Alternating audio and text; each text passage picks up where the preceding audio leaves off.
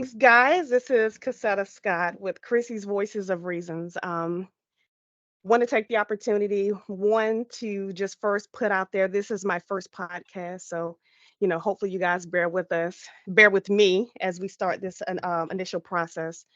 Before we get started, I want to take an opportunity just to sort of introduce a few of my guests that's here from my first platform. I want to thank you for your time, your presence, your insight um, with the topic that we have for today. Before I go into the topic, I want to just take an opportunity to sort of introduce my guest. So, first guest that I have on for the platform is Mr. Keith Haith. Mr. Keith Haith, tell us a little bit about yourself, your background history. Okay. So I'm Keith Hay. I have a degree in psychology. Graduated from UNC Pembroke. Started working in mental health in 2003. I actually started out as a school teacher. I taught exceptional children for 3 years. Then transitioned into mental health full time.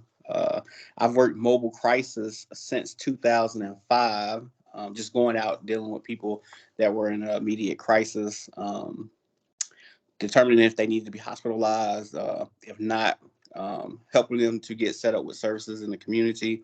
Our main purpose is to try to help people remain in the community in their natural setting and try to avoid hospitalizations. But that's my experience working in mental health. Awesome, thank you. And I have two of my guests, which, of course, Rosetta, please share us a little bit about yourself.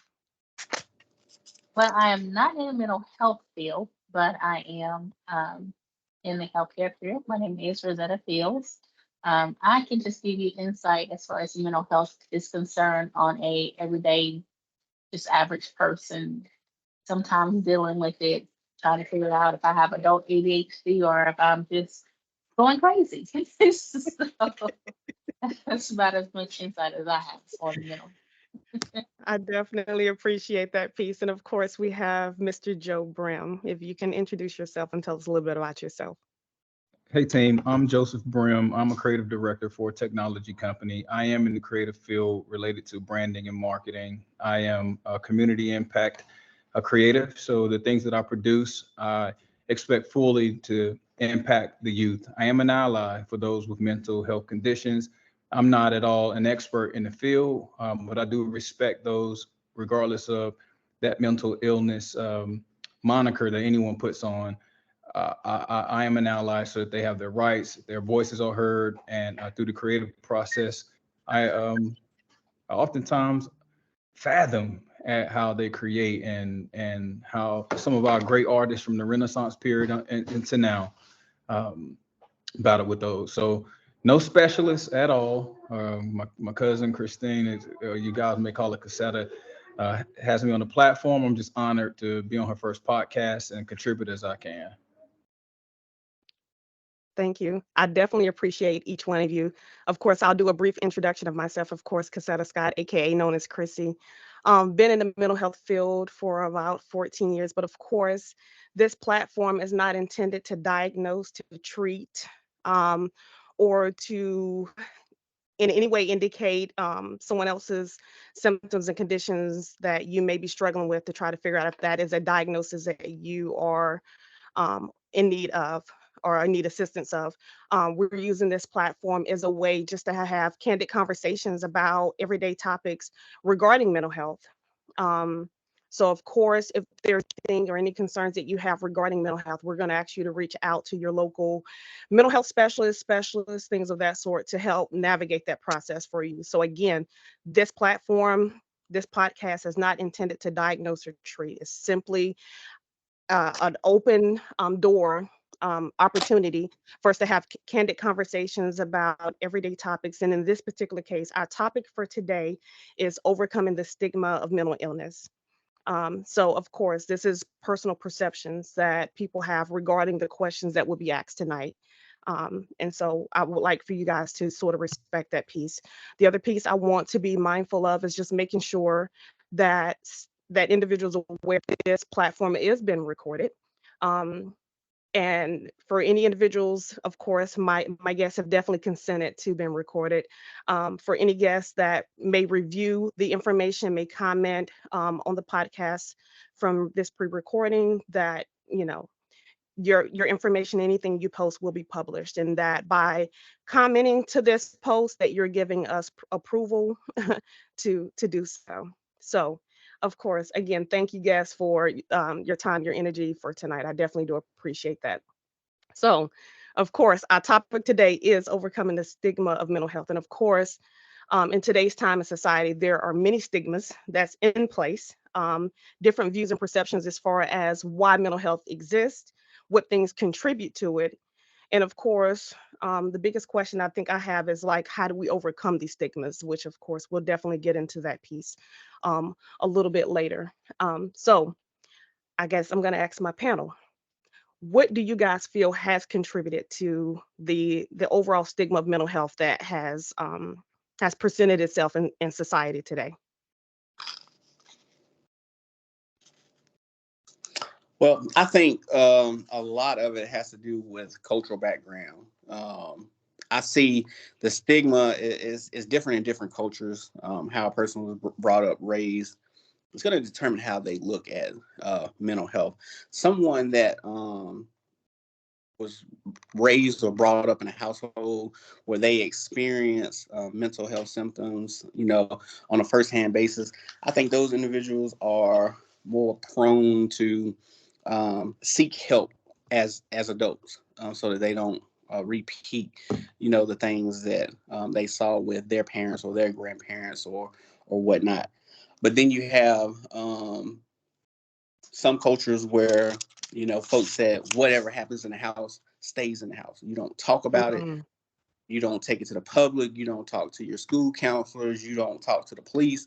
Whatever happens in the house stays in the house. And a lot of people have been taught that. And so as adults, they stick to that rule.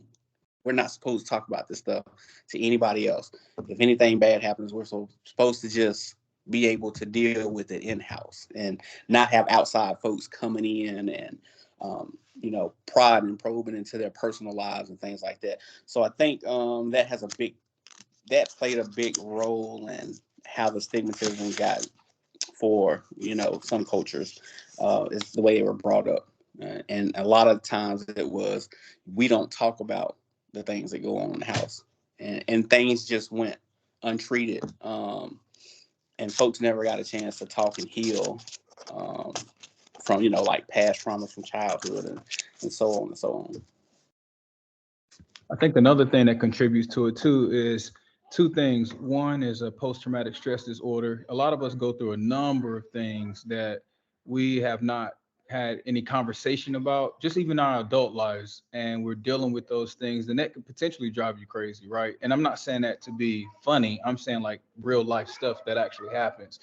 Another thing I think related to our culture that um, is when you go against the status quo or the mainstream philosophy, you're pawned as a mental health or someone that's dealing with something that's not really what the majority of individuals think you should be thinking like. And one of the people that I constantly think of is Kanye West. He's an example of someone that pushes against the status quo, especially the music industry. And those are one of the things that he was labeled as. And I know he suffered at one point in time with bipolar. I don't know if it's disorder or disease, but I know that was something that he was diagnosed with at some point in time. But in his journey to gain rights and ownership of his art, of his creativity, and dealing in a public way, he was positioned as someone with a mental disorder. And I'm not saying it's right, wrong, or indifferent. That's just an example. Another is Dave Chappelle. Another is Britney Spears. I mean, we can go on, especially when there's a disconnect from what is popular, what is normal. Those things have also contributed to someone being labeled mentally ill. absolutely. Can you guys still hear me? I think the sound Yes. sort of went out for a second. Okay. Yeah. Um, Yeah, I can still hear you. I just want to take an opportunity to sort of acknowledge our guest, Don Bree, that has has sort of come on. I know we sort of got started, but Don Bree, is there anything you want to share in regards to introducing yourself? Nah, y'all gonna have to forgive me because I'm en route of taking my daughter to cheerleading practice. So, Don Bree, man, youth advocate, uh, singer, songwriter, producer, preacher, teacher, servant, whatever you want to call me, as long as God gets the glory. That's all I do. And that's it. Awesome. So I agree totally what you said, Joe, about the things that Kanye had to go through as far as his mental health. Um, and I look at just, I think I struggle with the fact that a lot of these artists, even in today's time, like, I think people have this perception that just because you're an artist, that you're supposed to have your life together, that, mental health is not a factor that plays a role in your life, when in actuality I feel like that's probably one of the biggest platforms that people struggle with the most. To know that your life is on this platform, that you have no ability to hide anything that's going on in your life, to know that regardless of whatever you do, that you're going to be scolded, not just at the normal level like how everyone else goes through things. You have the ability to hide things behind closed doors. But the fact that, okay, someone's had a mental health breakdown, you know, he can't sit back and process what caused him to go through a mental health breakdown, what caused him to feel like, you know, let's just say his life or his situation doesn't matter, or, there's no way out. Now he has to fight the stigmas of the community in regards to his mental health and how he's supposed to handle the very thing that he's struggling with. And so, in cases like that, how does that create a mindset for someone that is in need of mental health? Like, I need help, I want help, but look at the outcome, that when you do display yourself in such a manner that it's apparent that you need help, but the response from the community is to make fun of, to scold, to make light of it. And I've seen it in most cases from many artists that's on here. Like, you will see them struggling with certain aspects, and then it's not until like they're at their deathbed, or they've passed away, to where people find this level of respect in place. Now it's like, okay, where was this respect when they were going through it? Where was this respect? Where was this support? So if you can imagine, when they go to places that it sets them back to where they're going through, I guess what we call it, a breakdown. What does that say to the community? I know me, or even some of the clients that I work with, why would they be so open to share their barriers, their struggles, if the outcome that the community shares in regards to, you know, to one struggle? And I think that's why this podcast is very important, because not only the people that have a mental illness need to be aware and knowledgeable of their mental illness, but the community does as well. Because a person that has a mental illness, that doesn't define who that person is. That's just a part of Facts. person. And everybody is unique. And if you look at anybody long enough, you can diagnose everybody with something, you know. Something, exactly. So Absolutely. I think educating the community and how to respond and treat people with mental illness is going to be a big step in other people starting to accept the fact, hey, maybe going to therapy is okay, or getting outpatient treatment is okay. So I think that this podcast and things that's similar to this podcast, getting information out, educating the community, will be a big step in helping people realize that it's really not a negative thing to seek out mental health treatment. Because people, a lot of people that I talk to, they're not even aware, and I know in the state of North Carolina, we have mobile crisis that's available to anybody, and it's no charge to anybody. You could be a millionaire and call mobile crisis, and they're not going to charge you a dime. And it's not like people coming out in white coats and white jackets or whatever. It's people in regular cars, regular clothes. They come to your house. They can meet you at the grocery store, wherever you are in the community. They can come out, meet you if you're having a mental health crisis. They can talk to you. It's confidential. Um, so, there's services available out here, and people don't have to suffer in silence. You're talking about different people, like celebrities, and a lot of people think, oh, if you got money, then everything is good. My life is great, and that's not the case. If everybody's familiar with Robin Williams, great comedian, he committed suicide. He hung himself in his closet. Somebody looking on the outside would be like, oh wow, he had it all. A great career, successful career in acting, made a lot of money acting. Had the fame, the status, the finances, but even he committed suicide. So mental illness does not just target culture. It doesn't target social status. It doesn't target just one area. Anybody can be subject to a mental illness and have to deal with the symptoms that come along with it. And so just educating the community on, what that is, can help reduce that stigma that we're talking about, or people not wanting to seek out treatment, or feeling like, if I get therapy, then that means I'm crazy or something's wrong with me, et cetera, et cetera. But that's interesting when you connect it to the community, because to be sincerely honest, if I predicted someone had a mental issue, my immediate response is to ostracize, right? Like to step away, to move away from.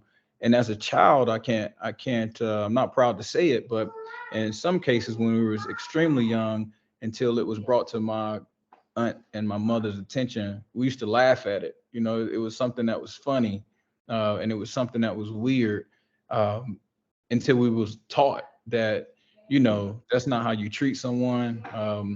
Walk in love and those things. And so as from a community perspective, I wonder, if in impoverished areas, it seems very evident in the public, we still point a finger, we still laugh, we still ostracize, we still write them off, we still kind of go get help, but get away from here type of attitude, Right. versus like embracing. So I wanted to say that just because that idea of like, what should we as a community, do on a day-to-day basis when you come across someone that may have those issues. They may not be bothering you, right? But and I'm not saying you engage with them, but if engaged, if there is immediate contact, what does that look like? And I did want to give Rosetta the floor. I think we started to talk at the same time. So I'm bad, Rosetta. No, you're good. But I'm glad you said what you're saying, because as a child, I grew up in a different type of village because I had a lot of elders around me. I also had an elder extremely close to me. Her name was Miss Emma. Miss Emma treated people, especially with mental illness, home, I guess it's unhoused conditions, completely different. I can count so many times where I saw Miss Emma bring somebody in. They would come to her and say, Mom, I'm hungry. And she'll say, sit right here. I'm going to fix you a plate. And she would go in there and she would fix them a plate. And then she would sit on the stairs and she'll talk to them. And she would ask them, okay, well, baby, how'd you get into the situation? What happened? And they'll tell her this, their stories. And if she had, which she had very, very little, she would still give to them. My mom in the same way. Me being the only child, I didn't kind of get away with a lot of things because I didn't have anybody else to distract my mom. So I was always constantly taught, if someone is in need, if someone's in help, or if they're having a mental illness, if it's something that you can do, you help. You don't pick. You don't step away. So that is a little bit different just because it shaped me a little bit different than others. Now the whole what goes on in my house stays in my house. My motif, I think that was like across the board culturally. So as I became older and as it became more of a spotlight shine on, okay, Black folks do therapy. We need somebody to talk to. We can't just pray away the sadness. It's a beautiful concept, but it's not realistic. It's not. It doesn't work. So you do need somebody to go and suss things out with. So I feel like it all depends on how your village raised you. My village was a little bit different, like I said, because I constantly saw that, with my close neighbors. We were close. So if like you had a gentleman who lived down the block from us that he was developmentally challenged. So when you saw him in the grocery store throwing peas at people, you told him, hey, stop that. I'm gonna tell your mom, I'm gonna tell your dad, or you tell someone, go get such and such because he up at the grocery store throwing peas at people again. So so my village is a little bit different than the average just laugh. And if somebody was laughing, you get on that person that's laughing, good and well he can't help it. You know what I'm saying? He's Right. not, he doesn't have that developmental process to know this is not right. He's not able to Like, communicate and tell you what he wants. So, you know, that's just a little bit different from me. Right. He and I just wanted to point out. Oh, my fault. no, go ahead. I'm gonna say, pass the mic. No, I just wanted to say real quick. A lot of what you all are saying is it's all established off of relationship. I think before we can even convince people that therapy is okay, before we can talk to people about therapy, you know what I'm saying? You have to establish that relationship before you start incorporating those things. And that's what our community of people lack. It's like building that relationship again. Everything is technology. Everything is only thing I got to do is press a like button, or I'm trying to get the most views, or this, that, and the other.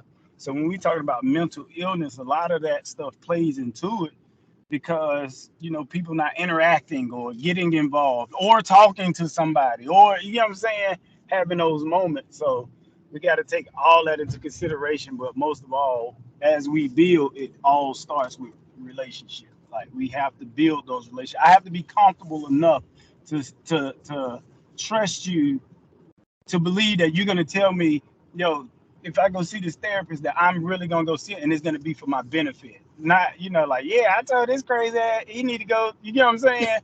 You know how we can get. I mean, I apologize, if I'm not politically correct, but No, this you're your boy. fine. But you get what I'm saying? Do you know? You're fine. Uh, hey, boy, stop throwing those peas. He knew to stop because you had a relationship with him.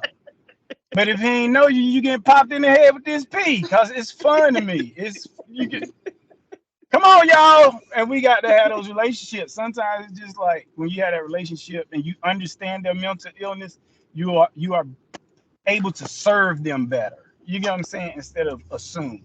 So I don't want to talk too much, but yeah. Oh no, you're fine. I think the other thing I want to piece, because definitely relationships, culture, and all of those pieces is definitely vital. But what about the birth of mental health? I think I probably should have started there, but just my mind when they were talking about relationship and culture, I think a lot of people have this ideal and concept that there are certain pieces like, okay, only people with genetical disorders, or or people under the most extreme circumstances are the ones that's diagnosed with mental health. And that touches back on what Keith said earlier. You know, we all have a hint of something. I think the biggest difference is um, the factors that make it like less and worse is like your upbringing, you know, what things you were taught as far as coping, um, how you see the world. Like if your response is everything is is worst case scenario, I'll never recoup from this, then those are the factors that's going to indicate that your mental health is more severe. It's probably one of those factors that even as therapists, and I know even with Keith working in the mental health field, we ask questions of, you know, what were you taught if this is the mindset that, everything is worst case scenario, that nothing can be fixed. It starts their piece, because like again, it starts with your mind. If your thought process is worst case scenario, I'll never recoup, then that's what life is going to always be, is this ever ending cycle of situations happening, never coming out of it. Is those individuals that have learned coping strategies, is those individuals that have learned that everything is a cycle, like there's a beginning and end to everything. So coming out of it, I may have come out of this now, doesn't mean that I'm never going to go through anything ever again, but at least this time period that I've come out of it, But let me circle back to what I said earlier about the birth. What factors contribute to someone having mental health? Let's start there, because I think people have a stigma that there's certain things. And I know as a therapist, I've seen just the simple fact of a mother working overtime and been a single parent, and the father, or just say one parent, because I don't want to make it gender specific. Let's just say one parent working in the home, the other parent is absent. What birth or what seeds are planted from that to where it generates mental health, especially with a young child? It's definitely environmental. This definitely your environment. If you grow up in an environment where your parents are alcoholics and they fight constantly, and um, not even so much alcohol, your parents will be alcoholics, they just don't care. Mental health, just from what I'm used to seeing on Turn TV and around and doing, you're gonna get sometimes when out. I go down to a little rabbit holes, Huh? um, I'm used to it starts back that you just kind of brush them off. It's your environment.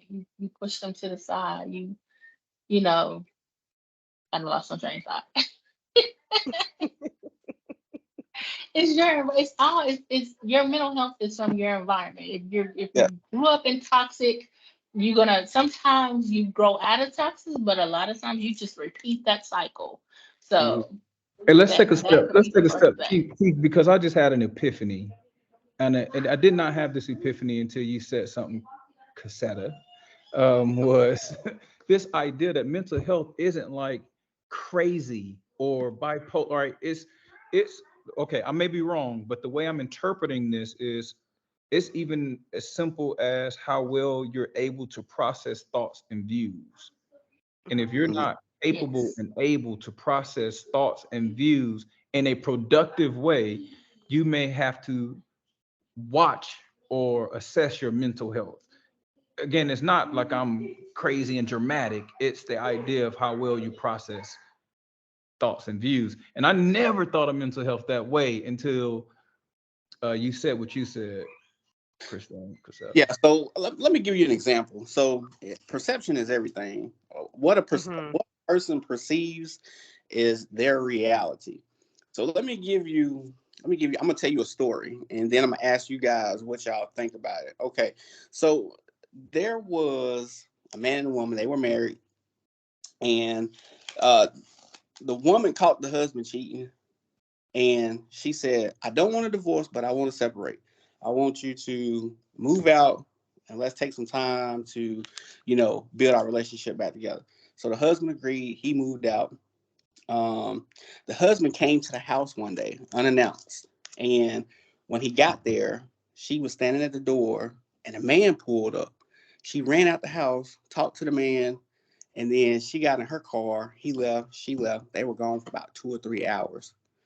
When she got back, he was livid. So let me ask you a question. If that was you, would you be mad at your spouse if your spouse had cheated first and then you came up and found her or him with somebody else? Would you be mad?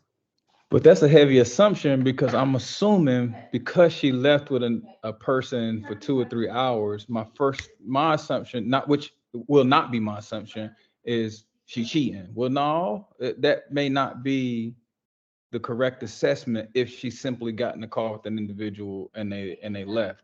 So I guess my first round of questioning is, who was that and what was that about? The husband didn't know who the person was, never seen him before. So when she came back, she was like, "I know that ain't none of your cousins and ain't none of your family members." It was like, you said we was gonna separate and we was gonna work this thing out. But here you are, you got another man, so that means that you've been cheating the whole time that I was cheating. That's it. That was his thought process. And so it was just a big argument. I'm just asking, and I asked people, does he have the right to be mad? He was cheating first. Technically, no. Technically, no.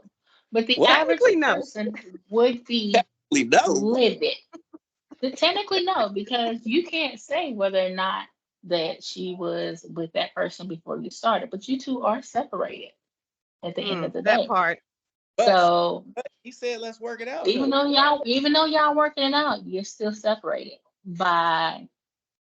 because of the actions of you. Now, you wouldn't say nothing. So if you was the one that got caught cheating, and then you no, I'm asking all the questions. No. I'm asking all the questions. I can say technically no. I'm asking every question, okay?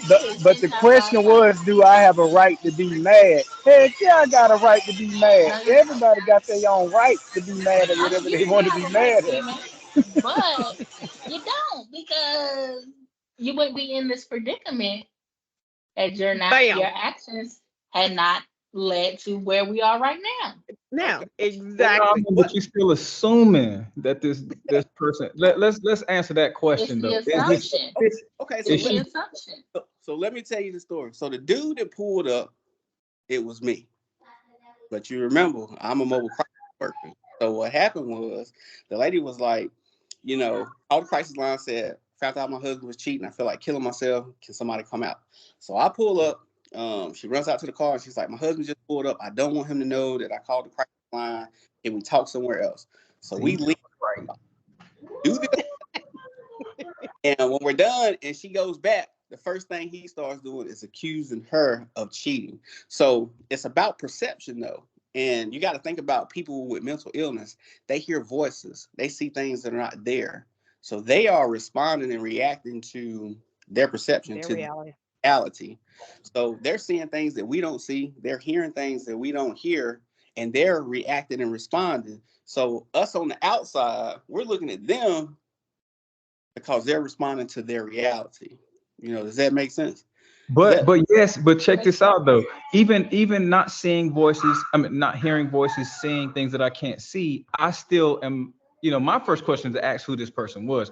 But Rosetta, no, I'm joking with you. I'm not saying that. But what I am saying is, even outside that, if I have post-traumatic stress disorder from a previous relationship, my immediate assumption, I didn't process that situation to say like, well, who is this individual, and do I trust my wife to tell me who that is? I immediately assumed and jumped into reacting action mode, which with a wrong precept. And it's not necessarily that I saw something or I heard something. It was my post-traumatic stress that led me to that action, which doesn't make me crazy. It's just I didn't process that situation in a mature and a progressive way.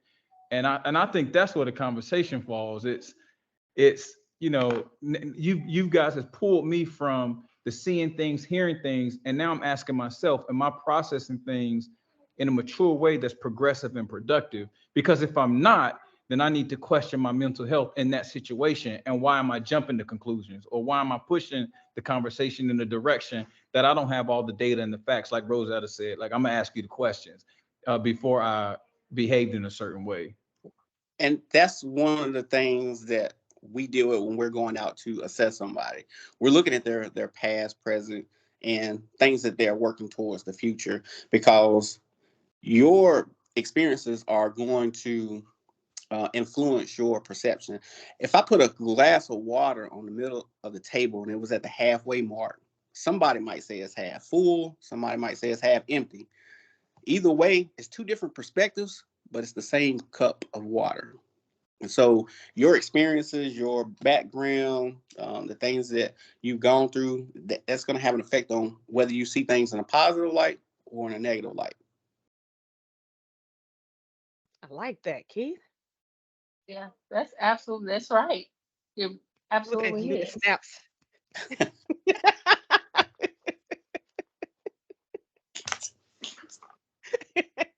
Just got to cut up just a little bit.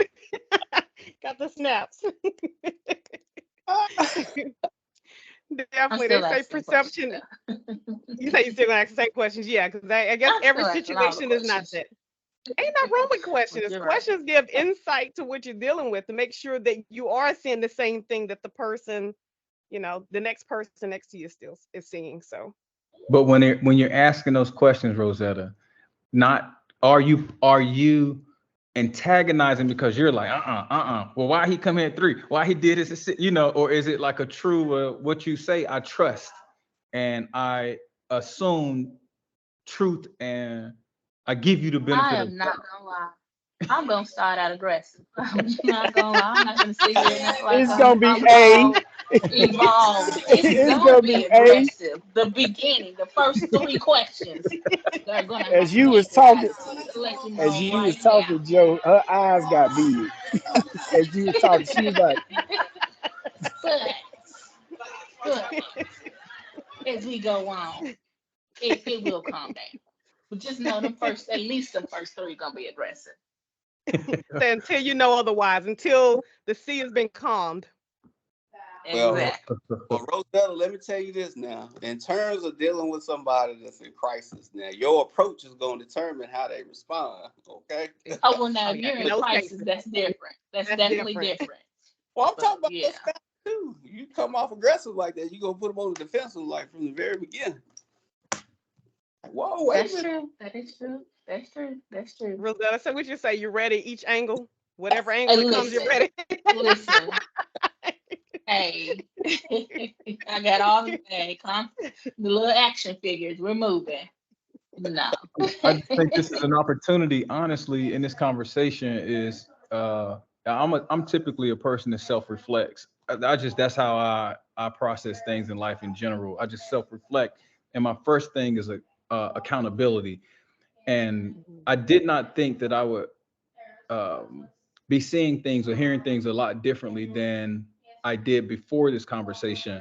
Um, but now you guys have given me a point of view, and I just think I just got to say it the third time because it helps me remember it, but it also, I guess, reiterate it to the listeners that to me now, mental health is far beyond, again, the people that we dictate or call crazy.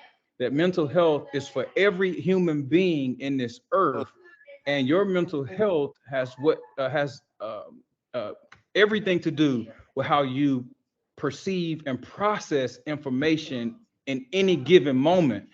And sometimes those moments could be moments of crisis, but you still have to be well enough and sound enough to process it, still be mature, still be proactive. Right? You still have to do that, just as well as when it's not as a heated or aggressive moment. So now I think this conversation has transitioned for me that mental health isn't something that I'm talking about. It's something that we all should consider and what levels in which we're handling situations and assessing, why do I think like that? Why am I jumping to this conclusion? So on and so forth. And I know there's a lot of questions and tactics from a professional level to help someone to do that. But I just pick on Donnell for a moment. That's something that him and I get on the phone with sometimes, and we're like, dude, why do I do this? Well, what happened in our life that makes me think like X? And then we'll just have a full-fledged conversation around, well, this happened. Could this be it? Could that be it? And by the time we get off the phone, you know, kind of like we're like, man, we can be better men, not just for the community, but for our families, for our children, and whomever else we come into contact with. And John, let me say this because I tell people this all the time.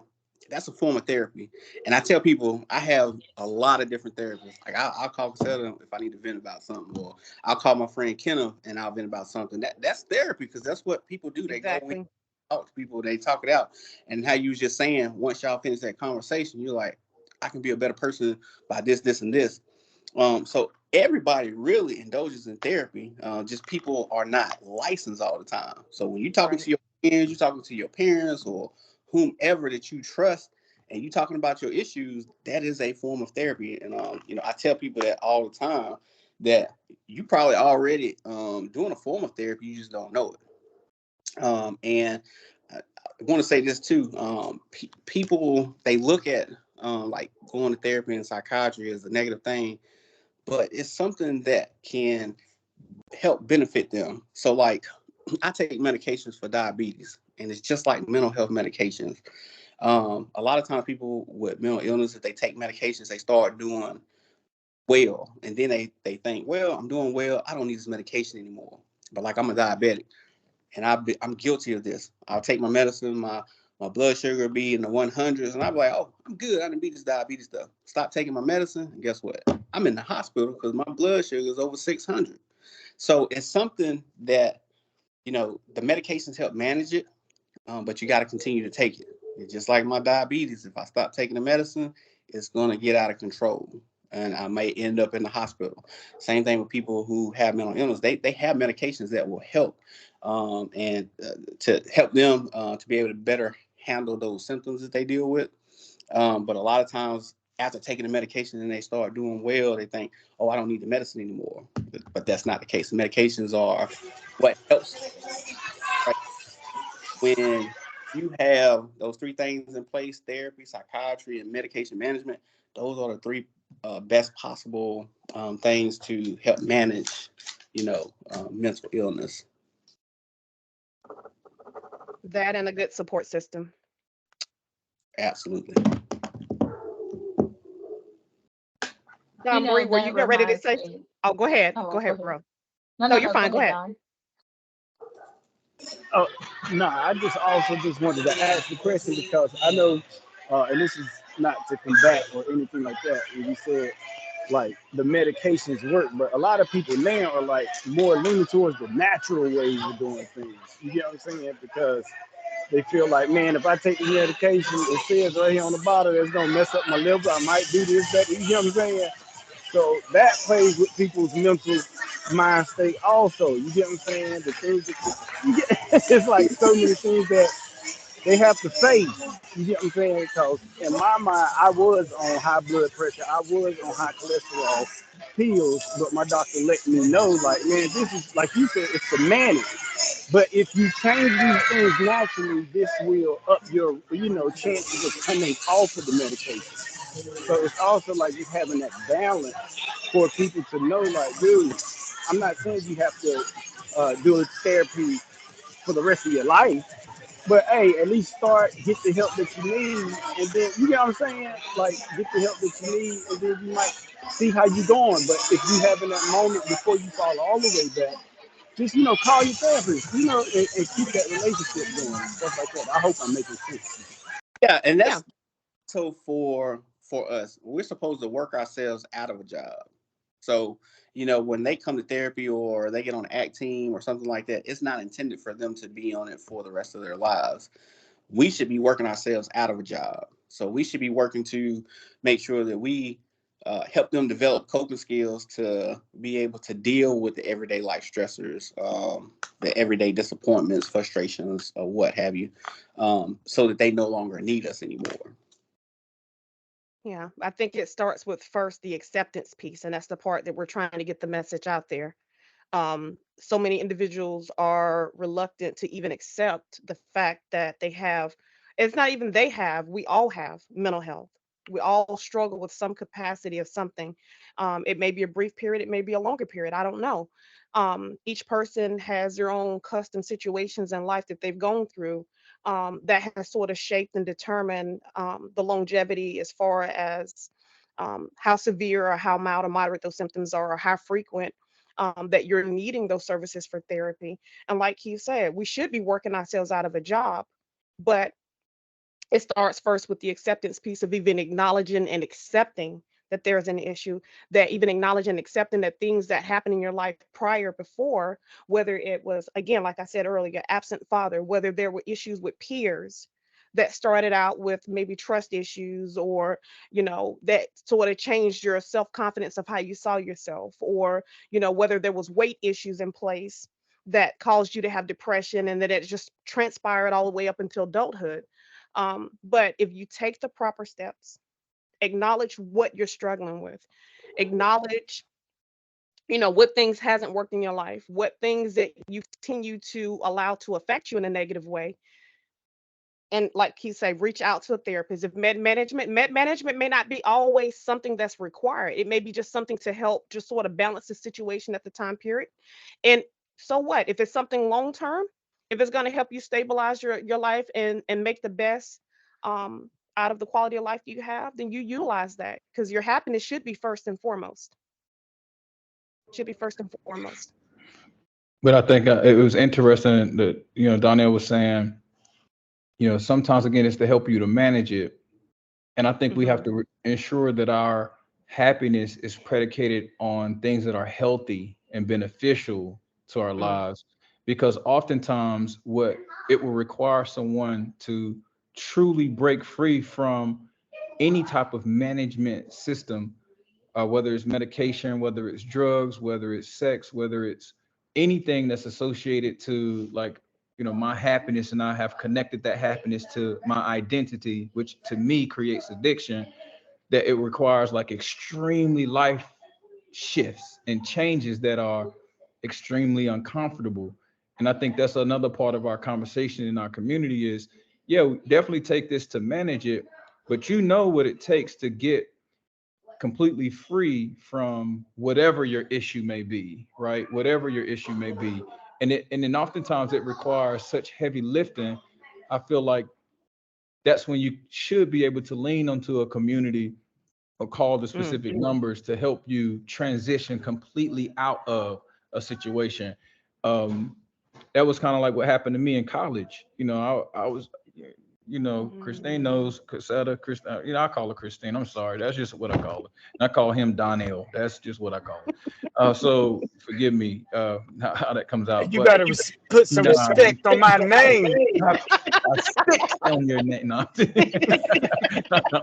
Better put some respect on my So name. what for me to become a better person, like I had to physically leave North Carolina, and that wasn't a easy ask or an easy feat, but it was something that was required, and for me to kind of take a next step. But it's such a privilege, though. Like for me to do that is a privilege, because there are people in this world that they just don't have the resources and the capability to completely shift their way of eating, or completely shift their environment, or completely shift their relationships, because it requires so much resources and so much mental power to do that.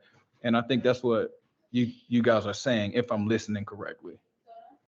Absolutely. I don't like him, y'all. I don't know why y'all invited him, but that's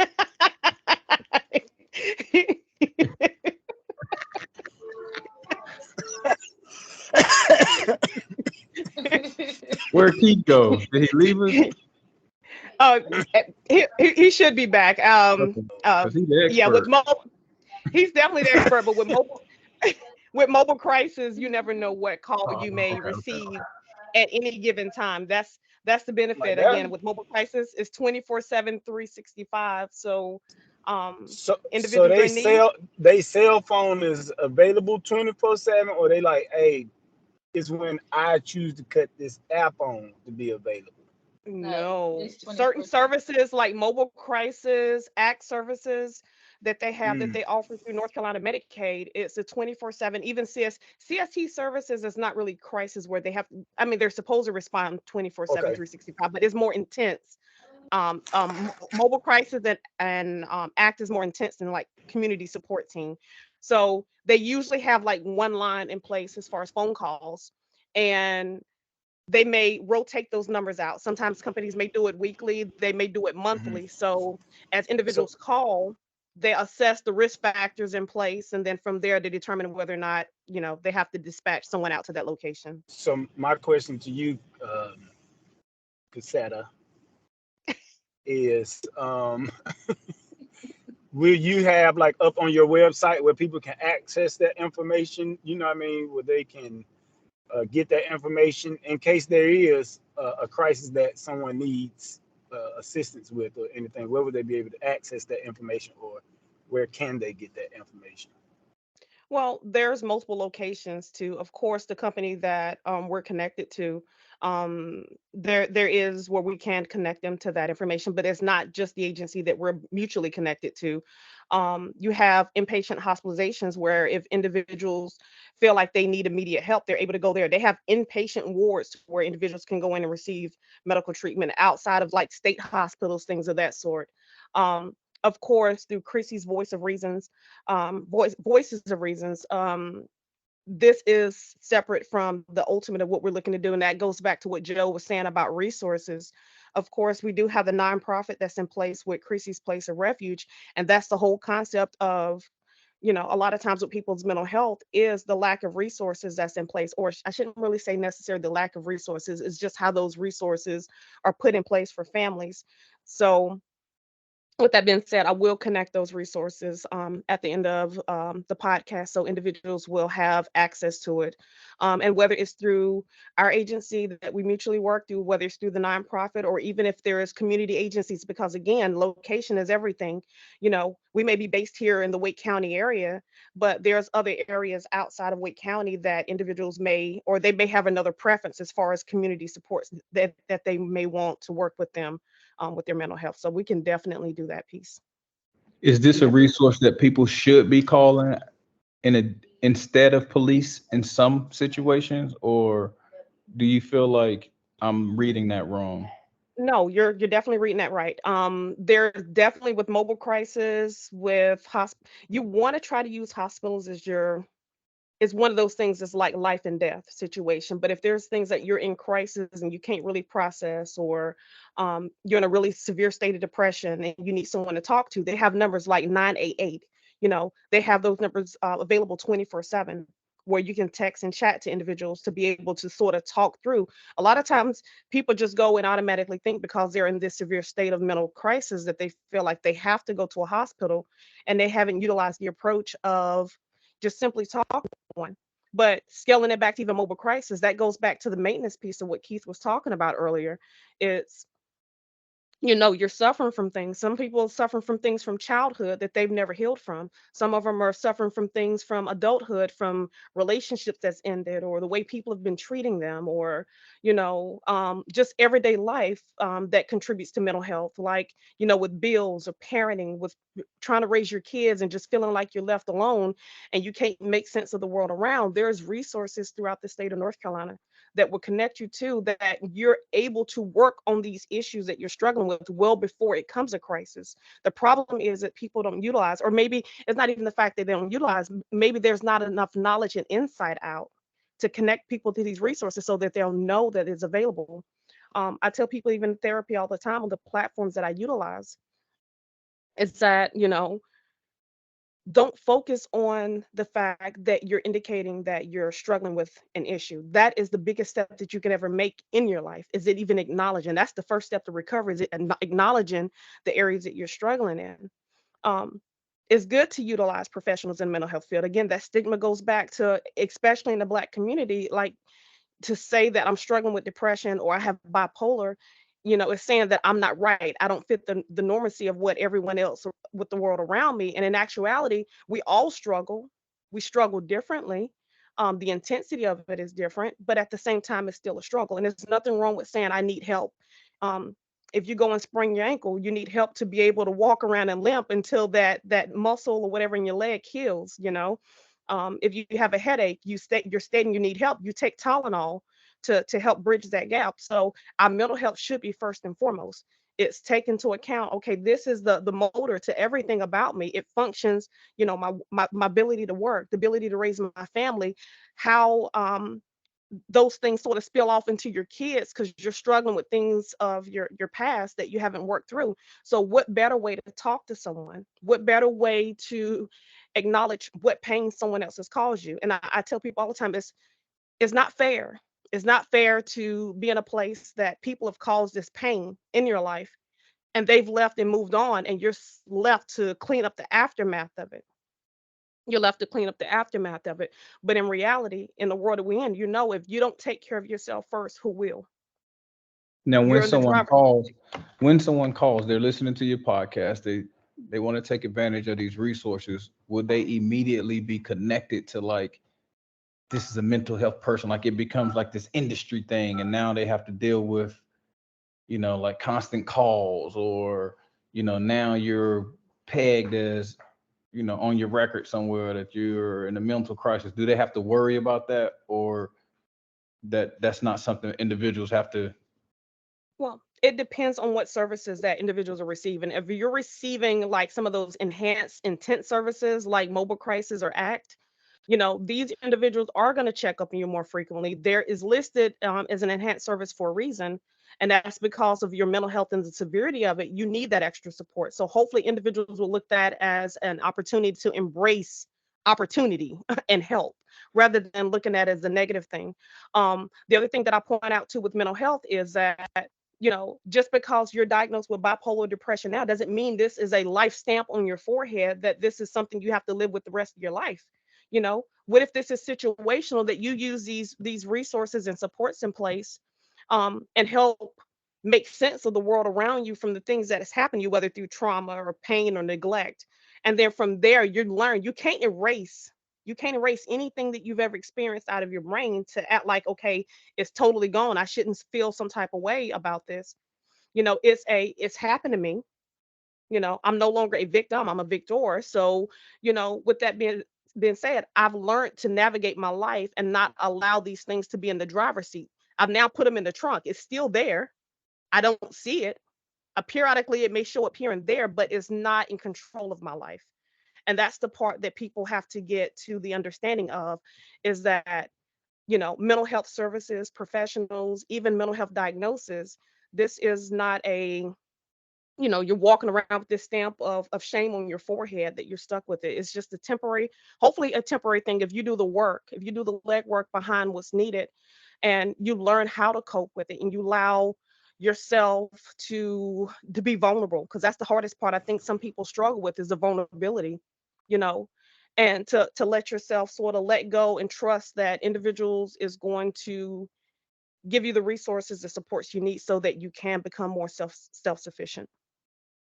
Yeah, I personally feel like she trying to raise an offering because that was some good information. She was preaching. Well, I will say, if I'm trying to I raise ain't an giving you offering, nothing. I ain't getting nothing. go to Shit, I, Chrissy's Place I of I Refuge. We started, have heck donation yeah. I started looking in my donations. pocket. Shoot. That's Do you ultimately, mind saying again, the number again? The number for Christ. uh, What did you say? It was 9. 988. That they have is 24/7, that you can talk and text to someone, and maybe utilize that as a support, because of course Keith is wonderful. He's been doing mobile crisis for a while. He's wonderful in what he does, but at the same time, we don't want everything to be like a fire mode of what it takes to deal with mental health. It's no differently. You don't wait till the oil runs out of your car to maintenance to put oil in it. You maintenance it on a regular, consistent basis, so you don't have to deal with a crisis state with your engine blown or whatever the case may But be. Mental health is the can same thing. can I say this real quick? But we deal with a lot of people. Like I hear what you're saying about, because you know how your cousin is. I act silly, but you got a lot of people. Like we know now, like dude, get your oil changed because it's gonna help the life of your car. But then you got older people, no offense, they the type Hmm. like I ain't about to go. I'ma just dump some oil in it, and like they got to know also. Even older generations got to be comfortable knowing like it is okay to get help or to ask for help. You get what I'm saying? Because a lot of times Yes. they don't think like that. So I'm not trying to be funny, but a lot of times they don't think like that. And it's like, dude, you can get it too. Like what? I don't know what had been told to you, but hey, it helps. It has helped do this, and I know it has benefited a lot of people. So just know, like, it's not what you think it is. It's like it's No. genuinely not what you think it is. Genuinely, if Absolutely. I break down therapy to me, and this is my perception of it, I have people. I talk to Rosetta, I talk to Joe, I talk to Don Bree. The only difference is, let's just say that I take these relationship dynamics off and I go how most people do. They go in the community. They'll go talk to a homegirl, homeboy, someone that they feel like relates to them and their situation and what they're going through. And what do? They dump all of these things that they've gone through, all of this trauma that they've gone through, and they feel like it's a safe place. What you've potentially done now is taken it and caused yourself to experience an additional trauma, because at any time that something happens with those relationships and things don't go and work out the way that you wanted to work out, what is the first thing that people do? They dump it right back in your lap, in your face. Now you're dealing with not only what you experience as far as the trauma, neglect, whatever that you're struggling with as far as your depression. Now you're dealing with the aftermath, that now people are spreading your business in the street, and that was never your intended. With therapy is a safe place. Yeah, I may be a stranger, but at the end of the day, I tell people all the time, do you think I want to be sued by sharing your personal information? Absolutely not. So it's a safe place that you can go, and it's unbiased. It's unbiased. You can get a professional's opinion or perception, because at the end of the day, I tell people all the time, we can share information, but it's up to you how you take that information and apply it to your life. But to know that you're not going to expose yourself to a secondary trauma by your personal information been blasted in the street and share it to whoever and whatever about something that you didn't ask to experience in the first place. So hopefully individuals take that into account with looking at this podcast. Normalize certain things in life that, depression is not always the low income individuals out in the street that's homeless, that's going through life.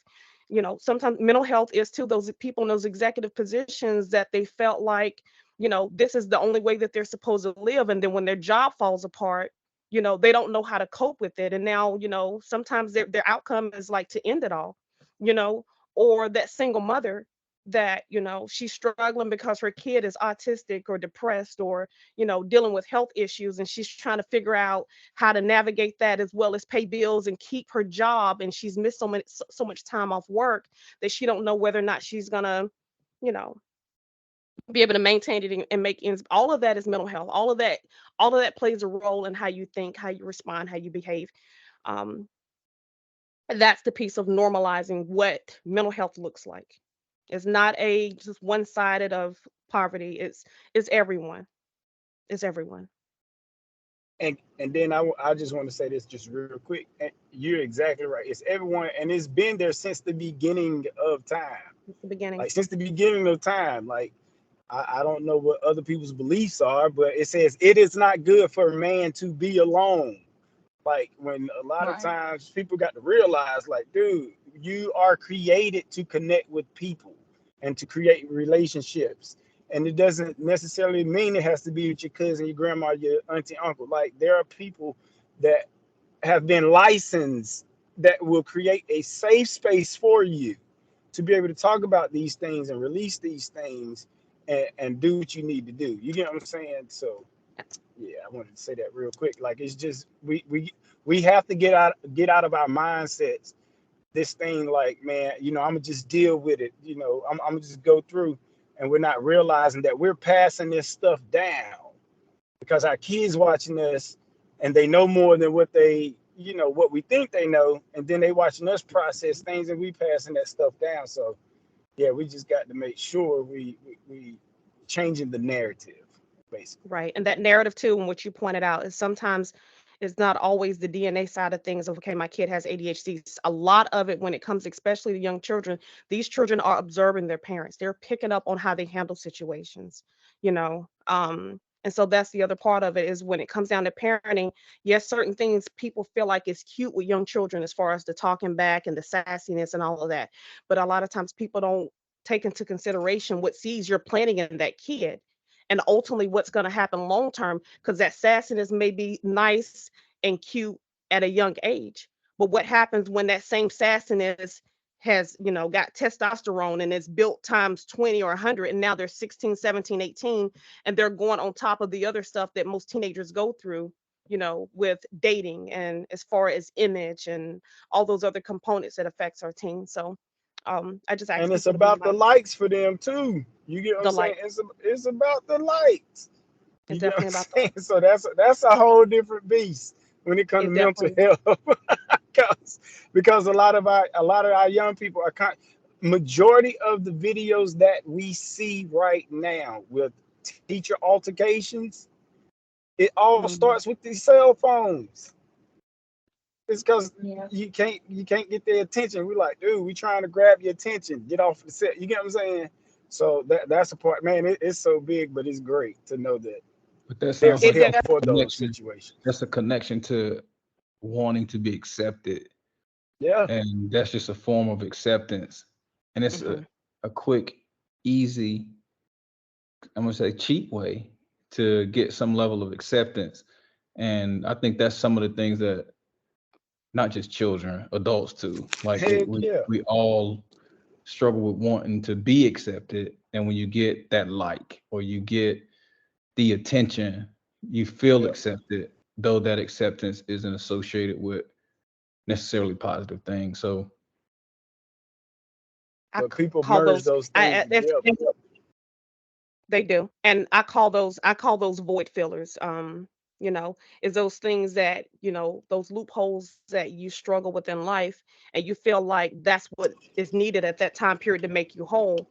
And rather than taking the time to heal yourself the correct way, use all of these traits that it feels good. It may feel good Hold on. for a short period of time, but then in the aftermath of it is like, how do you feel afterwards? Whether it's, the cell phone and the likes, or whether it's the provocative display that you give because now you're getting the attention from the opposite sex that makes you feel special, you know. All of those I consider void fillers, and you You figure saying out boy? what You saying boy void, fillers? Oh, void. I void, was like, Void. what's she talking about? void. I was about to It, hang up. it may be my country dialect. It may be my VOID. VOID, void Yeah, Oh, okay. void. Okay. void. That may be my little country dialect, my No, little no, no. my I get it country now. Yeah. twang. Yeah. But that goes into, and that leads into one reason. That's one reason why I wanted um to develop the podcast. I wanted to have like real life discussions on things that a lot of I come across, and of course I know Don Bree works in the community, as well as Keith. And there's so many different times I've heard stories like, they're not envious of other people's lifestyle, but they're older. They're like, I wish I had that opportunity to where I had a good, strong family support. I wish I had that guidance and structure and insight for someone to talk to me about certain things because I didn't get that from my parents. I didn't get that. I didn't have the um the choice to be born into my family. It was given to me. And so this is the product and what they fed into me. And now this is the product of who I've become. And society has judged them. They've judged them based upon who they become as an individual, not taking into consideration what options that they were given in the beginning. So this podcast to me, especially with this first one, I wanted to go with overcoming the stigmas of mental health because that's where it starts off at with our family structures within our community. It starts there. Then it branches out, the other factors that you guys pointed out as far as people's finances, as far as relationships and how parents raise their kids, marriages and what that looks like, and even down to the concept some people don't need to be married because they've never taken the opportunity to heal themselves before even entering that marriage. Now you have not one person damaged, but now you have two. So I'm looking forward to these other series of podcasts and different guests, whether they're individual or whether it's group, to sort of touch on these topics, to get perceptions. Because again, um, you have licensed therapists that's licensed, but you have other individuals in the community that their insight is A1. And that's the reason why I picked some of the individuals for the panel today, is because I value and respect their opinion. Um, it doesn't take going to school and getting a degree and becoming licensed to share jewels to the Come community on, you that talking now. Come on. Come on. that shares jewels to the community. So I look forward to future series that I'll have in place. Of course, right now we're going to do them virtual. Of course, I'm still building this thing between Chrissy's Place of Refuge, which is ultimately why this podcast was put in place. But of course, as the boards, we decided to separate Chrissy's Voices of Reasons with Chrissy's Place of Refuge. But ultimately, the concept of what we're doing and Chrissy's Voices of Reasons is because of Chrissy's Place of Refuge. Sounds confusing. I almost got tongue tied saying it, but I think you get the gist of what I'm saying. I, So, I almost um, told you to call your number. Oh, she lost it, y'all. She got I'm I just think I got it. I you think know I got it together. It was tight, but it was right. nah, So you did good. You know I'm gonna talk junk and mess with you. I definitely want to thank you guys, Joe Brim, Don Bree, Rosetta, and of course Keith, for your time to have candid conversations. And again, my motto is changing perceptions one conversation at a time, and that's what I'm hoping that individuals will get from watching this, and not only from this one on overcoming